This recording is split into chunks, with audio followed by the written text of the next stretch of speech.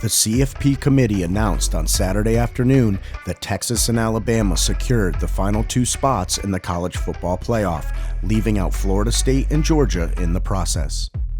The Longhorns deservedly earned the number 3 seed after a dominant one-loss season, with their only loss coming in the Red River Showdown against their bitter rival in the Oklahoma Sooners.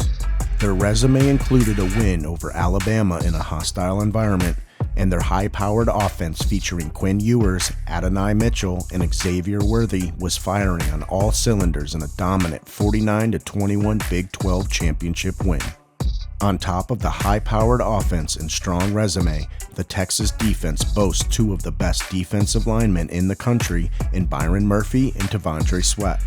With how much they've been clicking on both sides of the ball in recent weeks, along with the statement win over Alabama earlier in the year, it was always going to be tough for the CFP committee to leave the Longhorns out of the Final Four. Despite a slow start to the season, the Crimson Tide showed the CFP committee enough over the final few games to earn that final spot.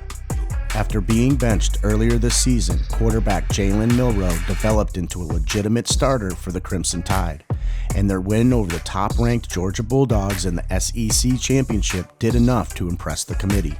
Nick Saban has delivered another masterclass of a season to get his team back into the college football playoff. And given the team's success against top-ranked opponents, the committee clearly felt that they had a much stronger chance to compete against the number 1 Michigan Wolverines compared to the Seminoles.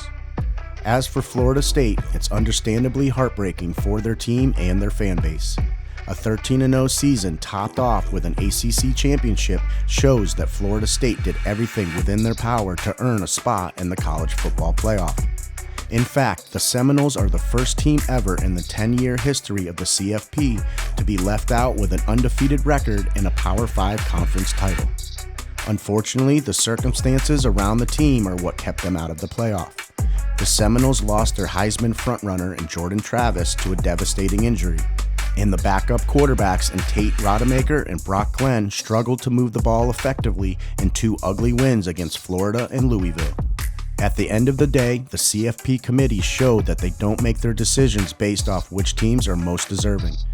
If that was the case, then there would have been no question about Florida State making this year's college football playoff. Instead, the committee stuck to their beliefs that the 4 best teams in college football should compete for the national title. And although the Seminoles had a magical year, they felt that the Crimson Tide stood a better chance of competing with the likes of Michigan, Washington, and Texas.